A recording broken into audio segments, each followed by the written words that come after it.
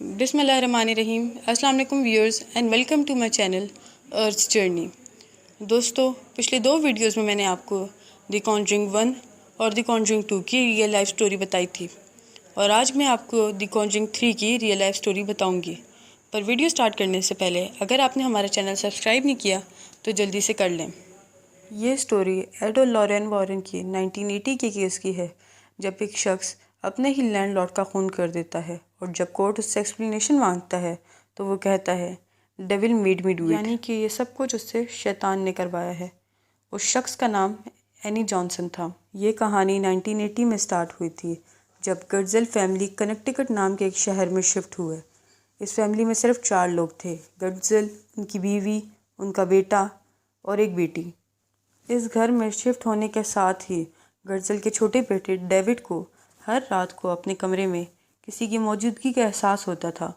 कुछ दिन गुजरने के बाद उसके छोटे बेटे डेविड की रात को अचानक से आंख खुली। उसने देखा कि एक अजीब व गरीब दिखने वाला बूढ़ा आदमी उसकी कुर्सी में बैठा हुआ है, जिसे देख के डेविड बहुत डर गया। उसने ज़ोर ज़ोर से चीखें लगाना शुरू कर दी। उसकी चीखों की आवाज़ें सुनकर घर वाले उसके कमरे में दाखिल हुए तो उन्होंने वहाँ पर सिर्फ डेविड को पाया। वो बूढ़ा आदमी उनको नहीं दिखा। डेविड ने उनको बताया कि वो बूढ़ा आदमी उस चेयर पर बैठा हुआ है। उसने ये भी बताया कि उसको अक्सर रात को इस कमरे में किसी और की मौजूदगी का एहसास होता है, मगर घर वालों ने उसको बच्चा समझकर ये सोचा कि वो एक नई जगह में सही तरह से सेटल नहीं हो सक रहा, तो उन्होंने उसको बुरा ख्वाब कहकर सुला दिया।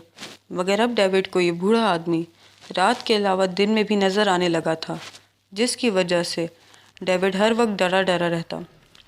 उसने लोगों से बातें करना भी छोड़ दी थी। डेविड के घर वालों को लग रहा था कि नए घर में शिफ्ट होने की वजह से डेविड की ये कैफियत है, मगर उसके बाद डेविड की हालत और बिगड़ने लगी। रोज़ बरोज़ डेविड की इस कैफियत में इजाफा होने लगा। घर वालों ने डॉक्टर को भी बुलाया, मगर इससे कोई फ़ायदा ना हुआ। आखिरकार गर्जल ने एक चर्च से फादर को बुलाया, मगर मसला उसके बाद ज़्यादा बढ़ गया। डेविड हर रात को अलग अलग आवाज़ों में चीखें लगाया करता। उसकी बीमारी में इजाफा हो रहा था। अपने भाई के इस अकेलेपन को दूर करने के लिए डेविड की बड़ी बहन डेवी ने अपने मंगेतर अर्नी जॉनसन को अपने घर बुलाया ताकि वो डेविड का ख्याल रख सके और उसका ध्यान भी कहीं और बढ़ जाए। कुछ दिन गुजर गए, लेकिन डेविड के साथ होने वाले ये हादसात बढ़ते चले जा रहे थे। डेविड को अब वो बूढ़ा आदमी रात को ख्वाबों में मारने की धमकी भी दिया करता। रोज़ाना रात को जब डेविड सोता तो सुबह उसके जिस्म में चोट और खरोश के निशान आ जाते और घर से डरावनी डरावनी आवाज़ें भी आना शुरू हो गई थी। इसके अलावा डेविड अलग अलग आवाज़ों में घर वालों पर चीखता और उनको गालियाँ भी देता। हर तरह की कोशिश करने के बाद जब आखिर में गर्जल ने मशहूर पैरानॉर्मल इन्वेस्टिगेटर द वॉरेन को मदद के लिए बुलाया, तो अगले दिन द वॉरेन ने डेविड का इंटरव्यू लिया। उनको कुछ अजीब चीज़ें महसूस हुई। लॉरेन ने बताया कि डेविड के इर्द गिर्द एक ब्लैक शेडो है जो सिर्फ उसी को नज़र आता है और रात होते ही वो शेडो उसको नुकसान पहुंचाता है। इस डार्क ईवल को डेविड से निकालने के लिए अगले दिन द वॉरेन ने चंद प्रीस्ट के साथ मिलकर डेविड पर एक्सॉर्सिज्म किया, जिसके बाद डेविड बिल्कुल ठीक हो गया था। मगर इस वाक़ये के दौरान अर्नी जॉनसन ने कुछ ऐसा किया जो इस सारे वाक़ये की वजह बनी और शायद वो अर्नी जॉनसन की ज़िंदगी की सबसे बड़ी गलती थी।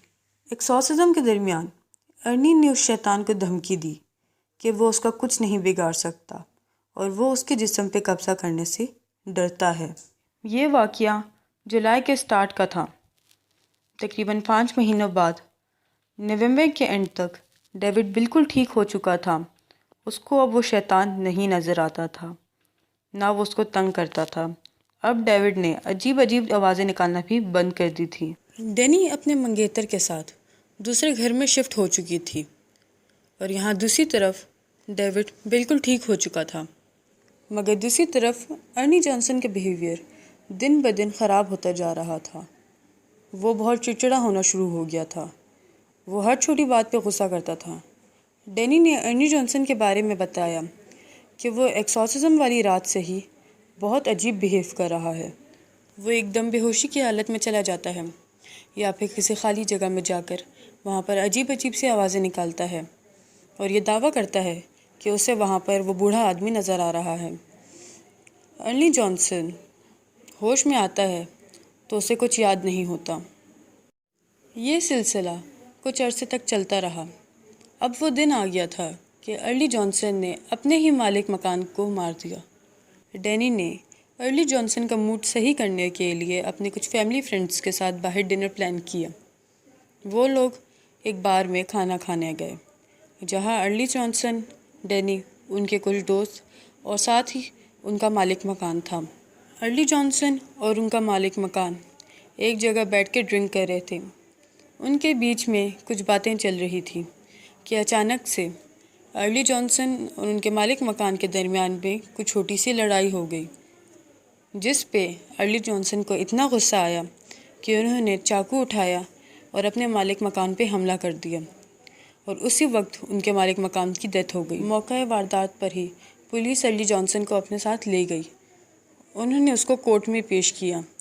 वहाँ पर एक स्टेटमेंट के दरमियान अर्ली जॉनसन ने कहा, the devil made me do it, जिसका मतलब उस शैतान ने मुझे करने को कहा।